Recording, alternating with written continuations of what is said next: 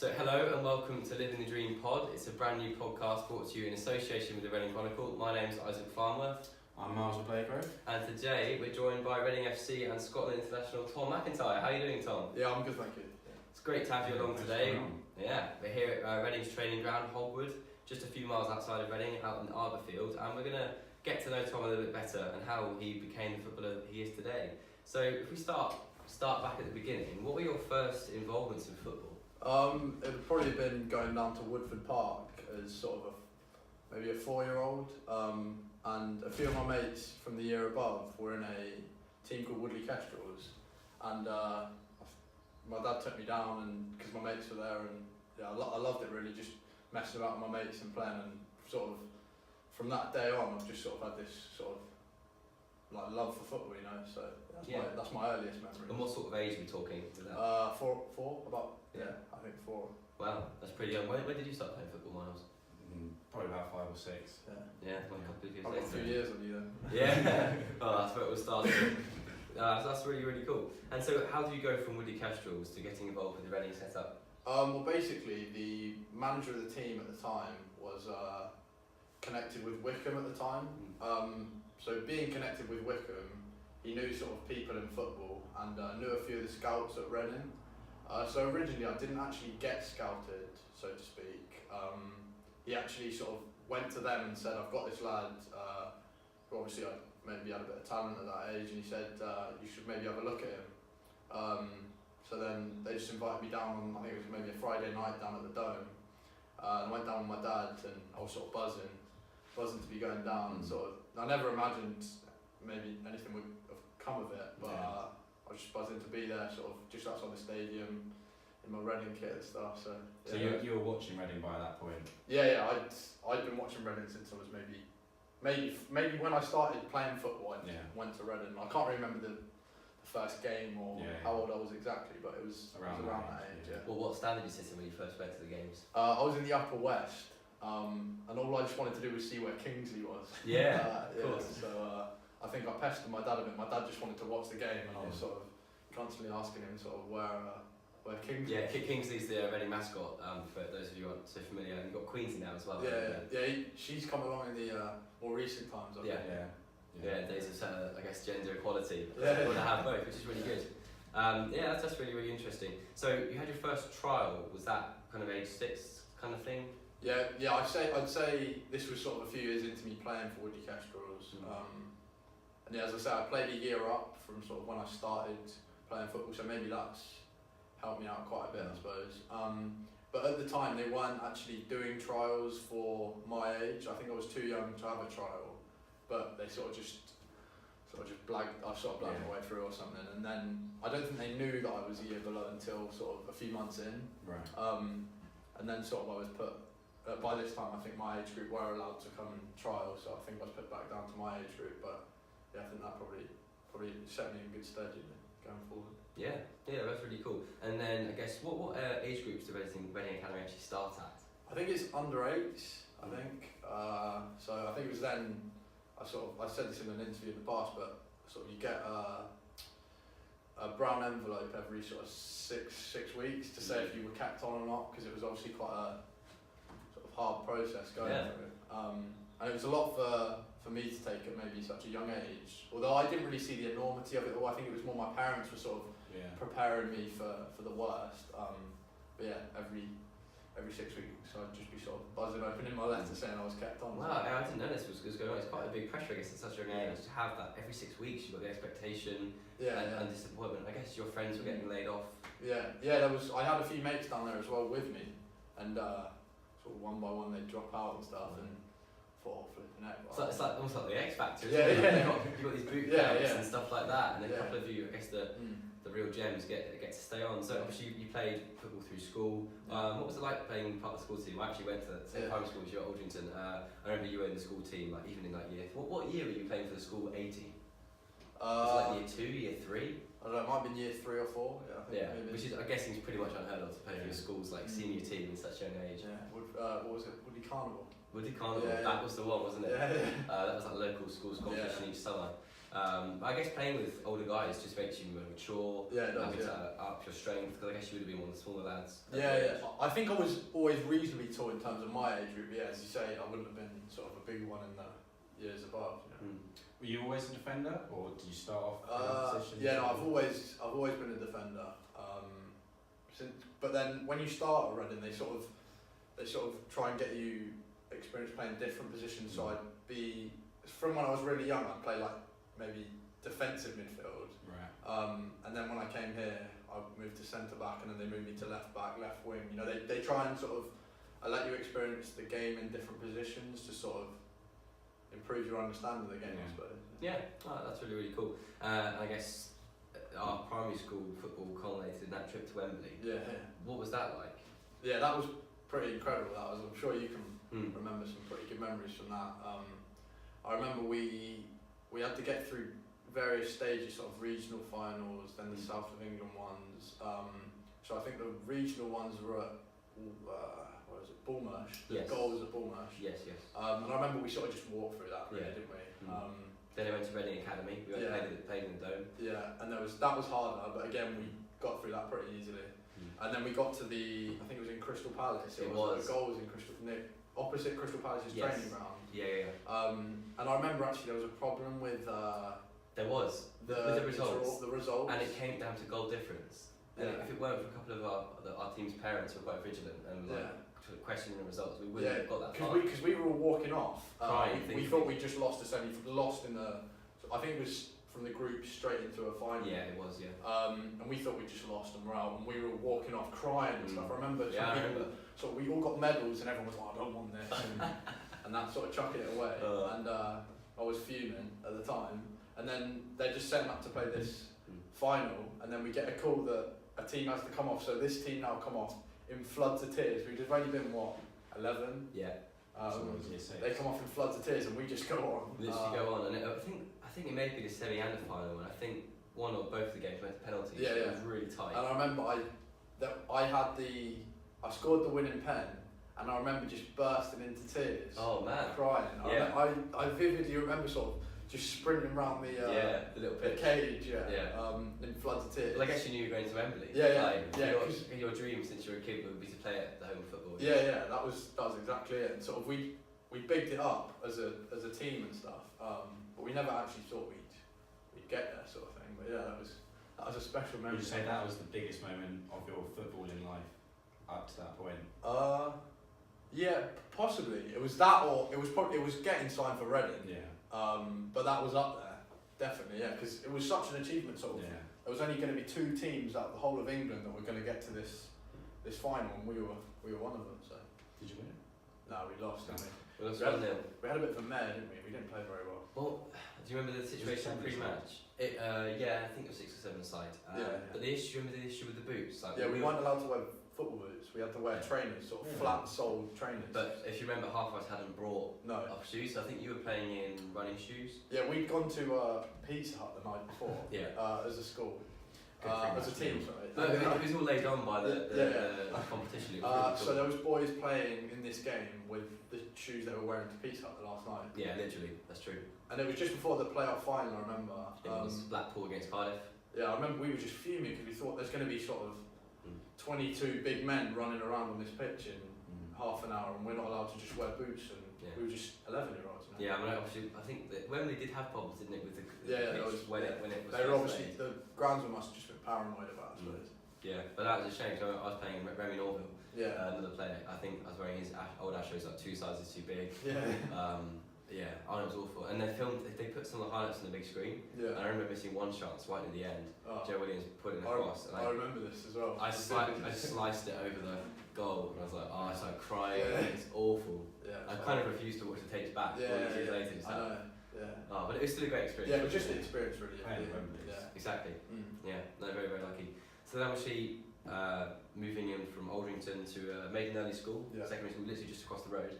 How many years were you at secondary school before you started to go football full time kind of thing? 3, so I did year 7, 8, 9, and then after year 9, Reading moved us to the Forest School, and that was quite a tough tough time for my parents more than me because I knew what I wanted to do. I wanted to just play football. Sort of, it was almost like a full-time program at the Forest, and I was just set on that. But obviously, them being parents and stuff, they sort of had to think it through a bit more thoroughly than I was.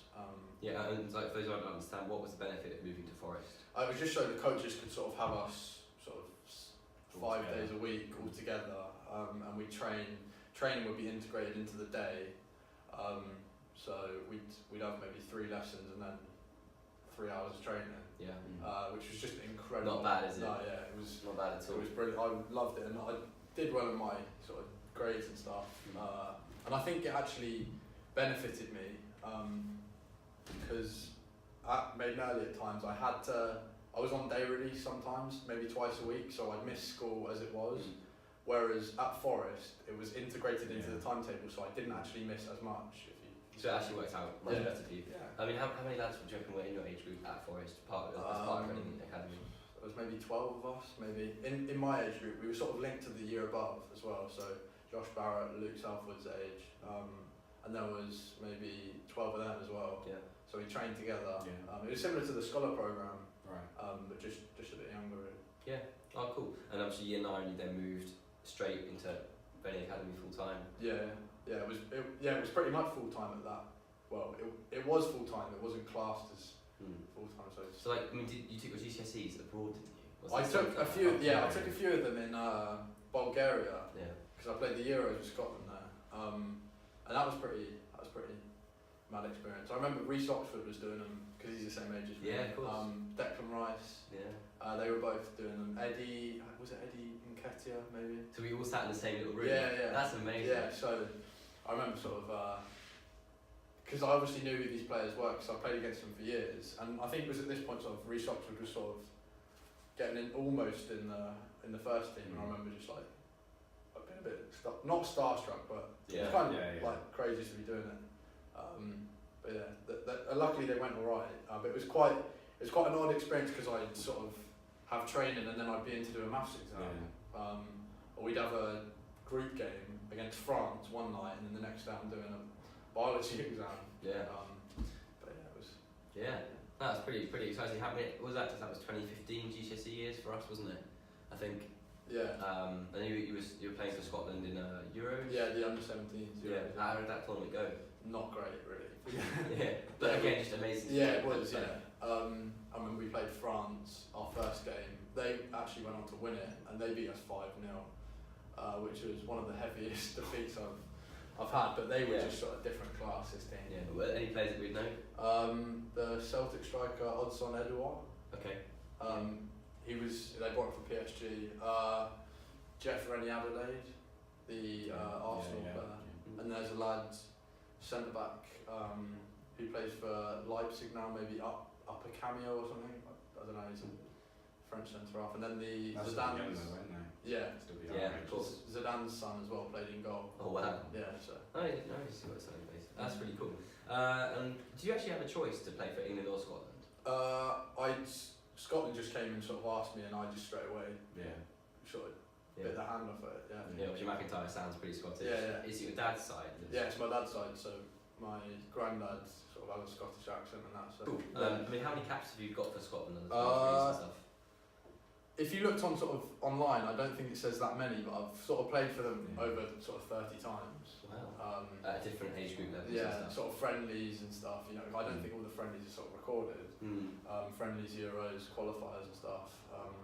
So no, I've been really proud to have represented Scotland, and I hope it can continue. You know? Yeah, absolutely. I mean, what's been your most exciting moment with Scotland so far? It's probably going to the Euros. Yeah, I'd say going to the Euros. It was that was just so special to sort of be in such a big competition like that you've watched obviously the men's Euros, and now to be sort of part of it in a way was crazy. But then also making my 21s debut for Scotland was special against Holland.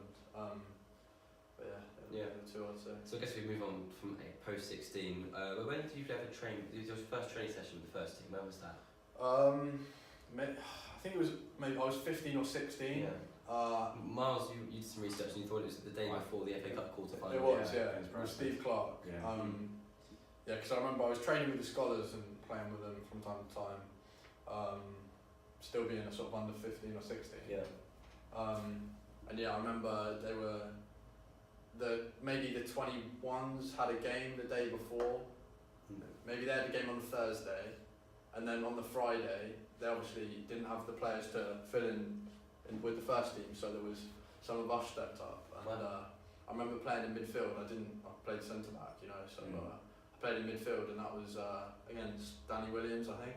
Oh wow. And I remember being really sort of starstruck at that point, seeing all Gareth McCleary and stuff, you know, all playing. Yeah.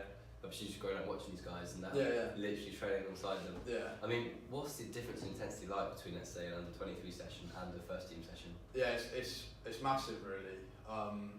Yeah, the intensity, because obviously everyone's bigger, stronger, technically better, faster as well. Yeah, and making mistakes. If you make a mistake with the first team, you get punished, but maybe at times with the 23s you don't. And that's just because of the ages, really. And how did it go as a whole then? Like, did you do well? Yeah, I think I did quite well. Yeah. But obviously I was so young at that point that it wasn't as if I was going to be sort of put in or anything like that. But I was pleased with how I played and stuff. And I remember Steve Clark saying, "Well done to us all" and stuff, because there was a few of us who did train. But yeah. I mean, out of all the wedding managers you've worked with, were you particularly close to any of them? Not massively. I trained a few times with Yap Stam. I really like Yap Stam. He was great with us youngsters and was always trying to sort of get us in. And I think he did like me too. I'd say I was probably closest with him. But unfortunately I was sort of injured a lot while he was here. So I remember you telling me that you always made was it tea or coffee? Yeah, that was it. Yeah, as scholars we all have jobs. Yours was like in the kitchen, wasn't it? I that was something different, but right. That was sort of when I was injured. I did a lot of like cooking with the chef. I gave you the skills. Yeah. But came handy. What was it? There was tea and coffee. Tea and coffee. That's it. My job was to get tea and coffee for the manager and staff in the morning. So that was sort of where sort of my relationship with him maybe grew. Yeah.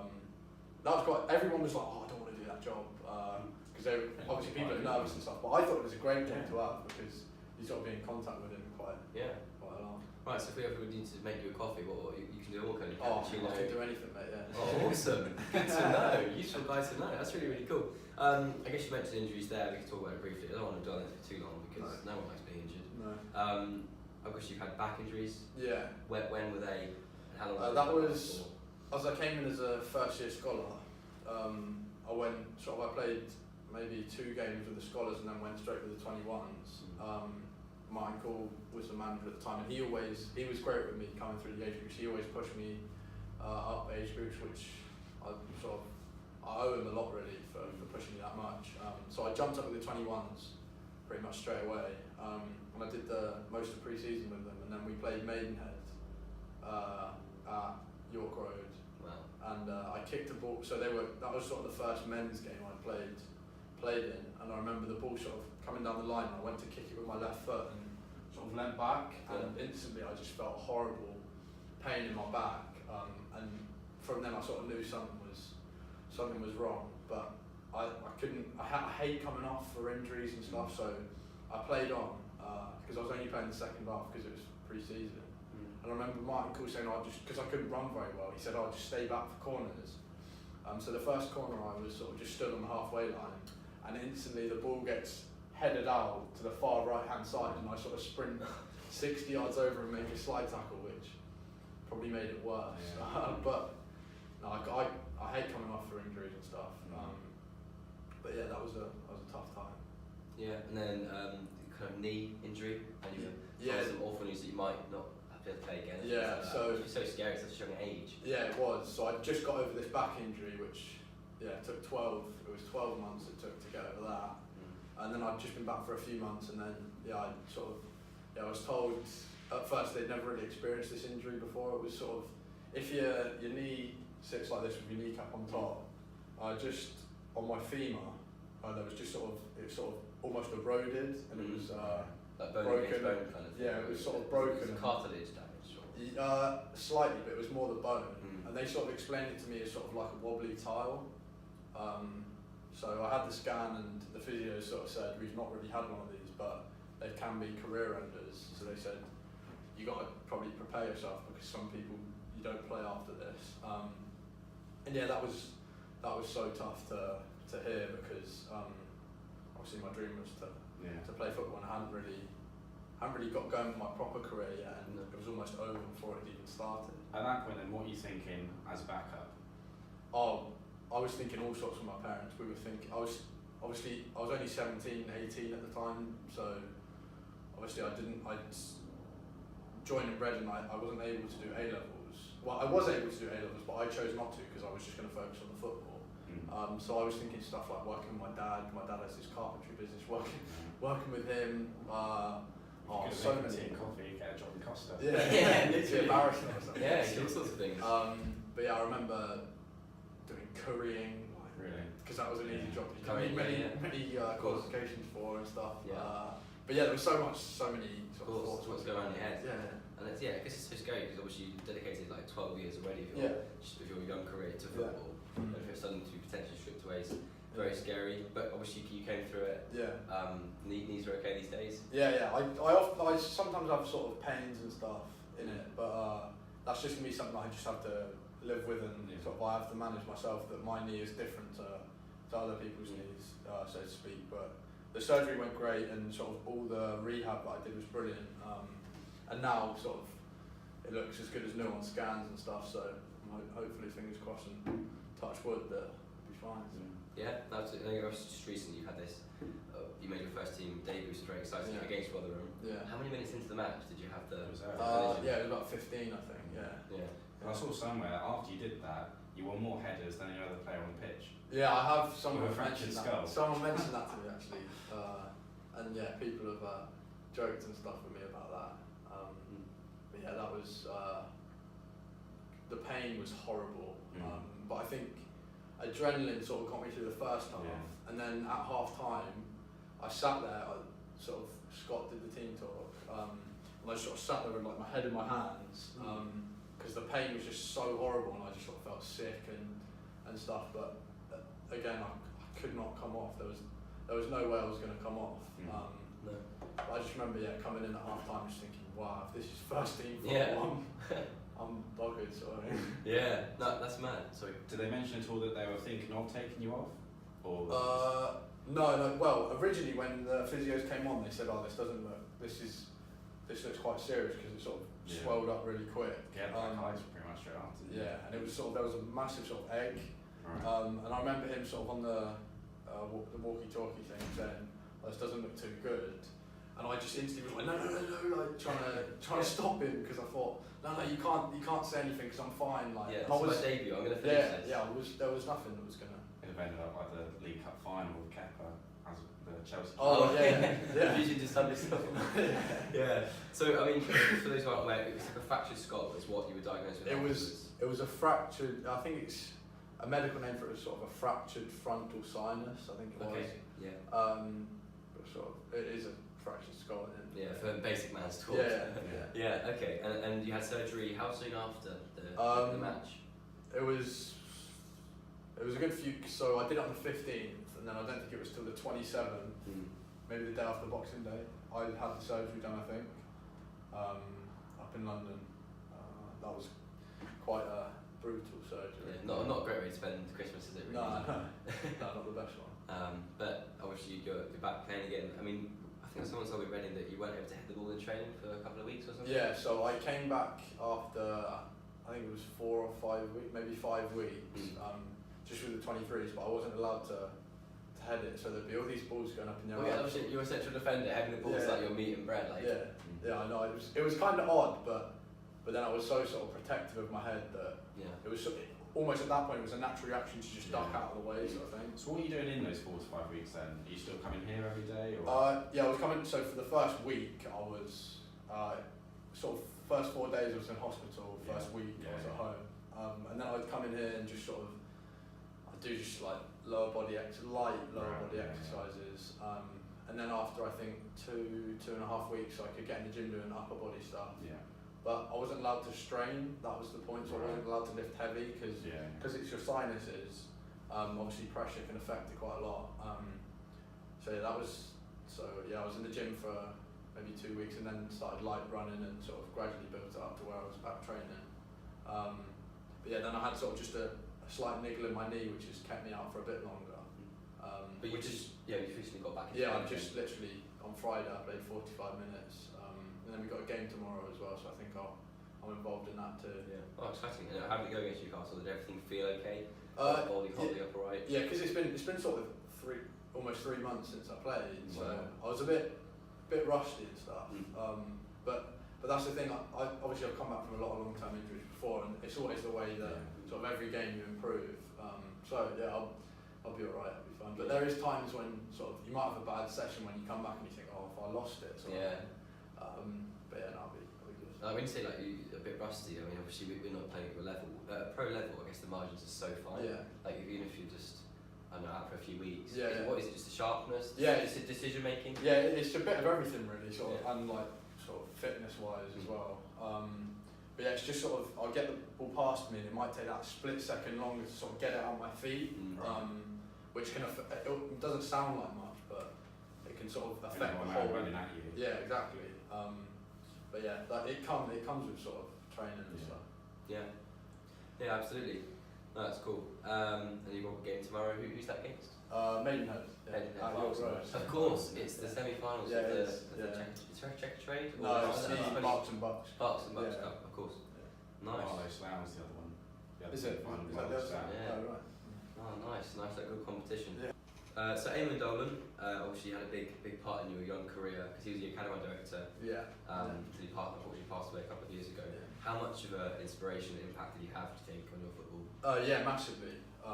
He was sort of like a father figure to everyone at the club, and sort of the advice he'd give, you'd always listen to because of the sort of players he brought through over the years, and he'd always sort of he'd do little tests and sort of mind games. He'd play sort of mind games with you. Wow. Can at you give us a times, couple of but examples, like sort of so I remember we were on an 18s trip, so it was an 18s away game, and I was an under 16 or an under 14, I think, playing with the 16s, and I remember my chair was sort of tucked back near the wall, and there was enough room to get past, but then Eamon sort of went up to get his dinner, and then walked up to go behind me, which there was enough room to get past. He sort of would walk, and then he just turned around, and sort of everyone stopped doing what they were doing and just sort of watched him. And I got really sort of self-conscious, self-conscious, but I thought, oh no, like, I've got to tuck in. And he sort of turned around and walked the other way and just didn't say anything. And all the boys were sort of on edge about it, thinking, what's he just done there? But it was just sort of mind games he played to sort of affect you in some way. But whatever it was he did, it worked. Yeah. I remember also stories of him going to, say lads were on loan, he'd go and sort of sit in the crowd and provoke conversation with them about the player that sort of we had on loan there, just to hear what the fans thought about them. I remember hearing a coach say that they were on a train on the way back. There was 3 coaches, and there was a lot of the fans from this club. I don't know who it was on the train, and he sort of mentioned their name and get everyone. Apparently, all the fans were talking about this player who they didn't know that was obviously a Reading. Well, they knew he was a Reading player, but they didn't know Eamon was the academy manager. So he just sort of got their opinion of it. But there was all sorts of various stories I've heard about, sort of little stuff like that you don't hear about that you used to do. Wow, that's really. Do you remember what your first interaction with him was? How young you were? First interaction. Or first. Maybe when I was 14. No, it wasn't that old. It couldn't have been that old. It couldn't have been that old. I can't remember my first interaction. I remember a few interactions, sort of just early on, out and about and stuff. And I'd just shake his hand and say, "How you doing?" And he said, he wouldn't say anything. He'd just say, "You eating the right stuff?" Like this. He'd just sort of say stuff like that, and I'd be like, "Yeah, I am." I am, boss. I promise. Yeah. Well, that's really funny. Because obviously he was academy director while you were in the academy, and he went on to do a few first team games, didn't he? Yeah, he did. So after caretaker. He was. Yeah, I remember he did United away and stuff like that. Yeah. Which is really cool. yeah, just generally just an awesome guy, top leader. Top guy, and his record speaks for itself, doesn't it, really, that he was massively successful as a academy manager. So I guess 32 players came through the academy and made their debut. So his legacy will live on for. It's nearly 3 a year, which is quite impressive. We should now got the North Stand named after him as well. Yeah, that's great. That is that they've done that because as I say, it'll live on forever. Yeah, definitely. Yeah, so just getting towards the end, we used to like the current day. What's it like day-to-day training? What's like your routine? How many hours a day are you in? What sort of things do you do? So I'd get in at say 9.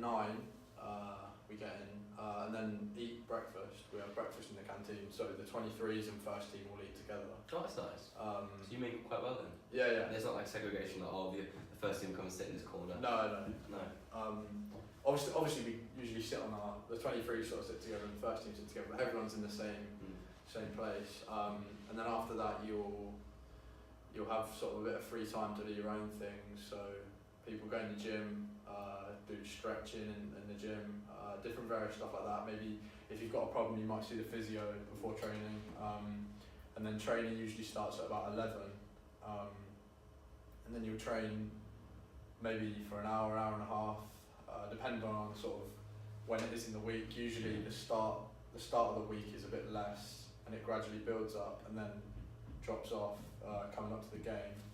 And then you'll probably eat maybe 12:30 and then you might have a gym session at 2 and then you'll be done by sort of 3:34 usually.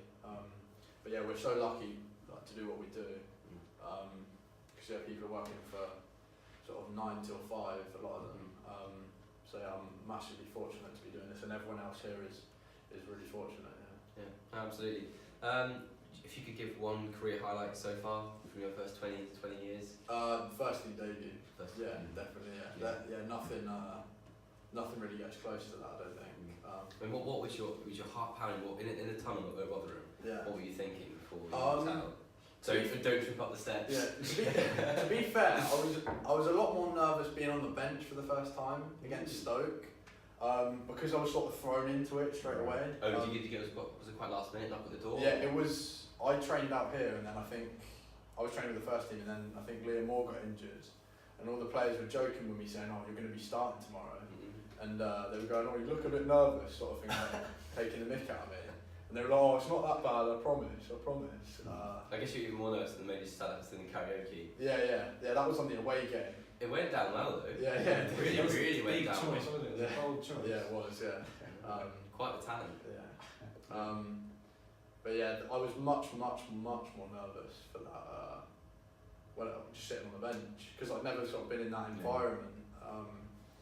But I remember thinking just how much I wanted to come on, and then I sort of had a few more on the bench, and then when it came to actually the day of me playing, I wasn't actually as nervous as I thought I would be, because oftentimes I was being in the dressing room and stuff, I just sort of felt comfortable at this point, and I knew that I'd sort of have a good game and stuff, because I have quite a good like self-confidence, and my whole academy career, it leads you up to playing in that game. Yeah, technically you've been preparing for it all your life. Yeah. So if anyone's going to be prepared, it's going to be you. Yeah.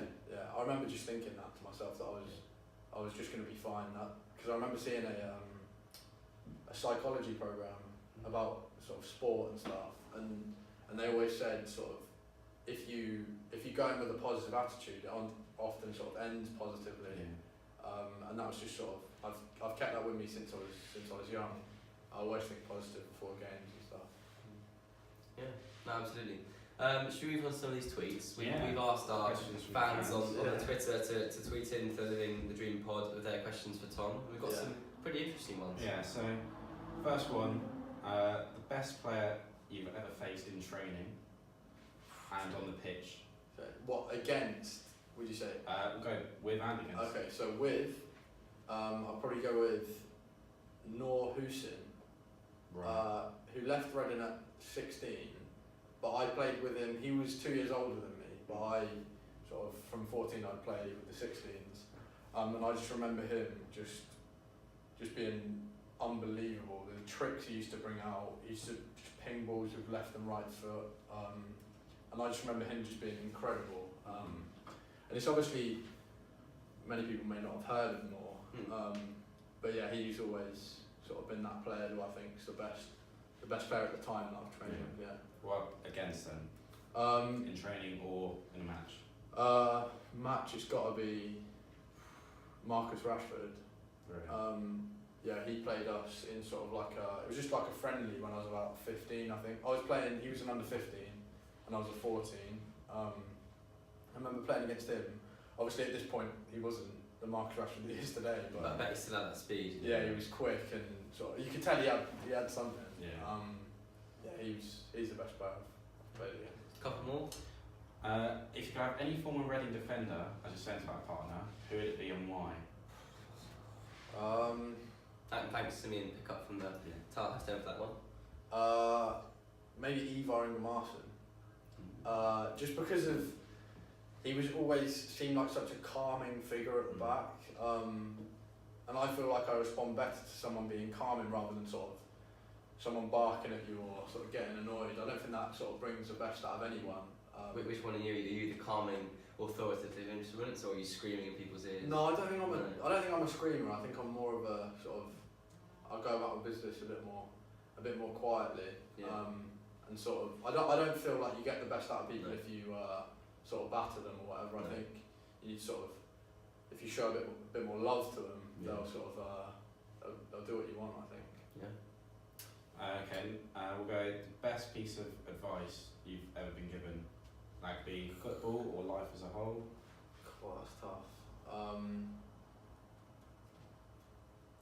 Maybe as I mentioned the psychology program that I watched, it wasn't actually given to me directly, but I remember taking that from the program and that being the best bit of advice. When you say program, do you mean like one TV program? Yeah, it was a TV program. I remember they were like talking to sprinters and athletes, sort of not just footballers, and it was just that.